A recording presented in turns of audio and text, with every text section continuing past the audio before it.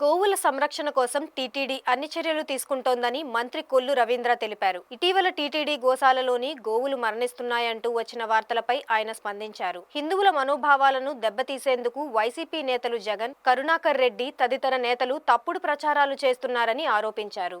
TTD గోశాలలో సుమారు 250 మంది పనిచేస్తూ నిత్యం ఆవులను జాగ్రత్తగా పెంచుతున్నారని కొల్లు రవీంద్ర స్పష్టం చేశారు. ఆవులకు జియో ట్యాగింగ్ లేదన్న ఆరోపణలు వాస్తవం కాదని, కేంద్రంలోని అన్ని ఆవులకు జియో ట్యాగింగ్ ఉందని పేర్కొన్నారు. వృద్ధాప్యంతో మరణించిన గోవులకు పోస్ట్ మార్టం చేయనవసరం లేదని, ఏదైనా ఇతర కారణాలతో మరణిస్తేనే పోస్ట్ మార్టం చేస్తారని చెప్పారు. సంరక్షణ కేంద్రంలో లేగదూడలను, పసిపిల్లలను పెంచినట్టు జాగ్రత్తగా సాకుతున్నట్టు వివరించారు. గోశాలలో ఆవుల జనన మరణ రిజిస్టర్ ఉంటుందని, ఎవరికైనా అనుమానం ఉంటే వెళ్లి చెక్ చేసుకోవచ్చు అన్నారు. కరుణాకర్ రెడ్డి ఒక నాస్తికుడనే స్వయంగా చెప్పుకున్నారని, ఆయన టీటీడీ చైర్మన్ గా పనిచేసినప్పుడు అనేక కుంభకోణాలు జరిగాయని అన్నారు. అనారోగ్యం వల్ల, వృద్ధాప్యం వల్ల అప్పుడప్పుడు గోవులు మరణించడం జరుగుతుందని, వాటిపై వైసీపీ ఉద్దేశపూర్వకంగా తప్పుడు ప్రచారం చేస్తోందని మంత్రి కొల్లు రవీంద్ర వివరించారు.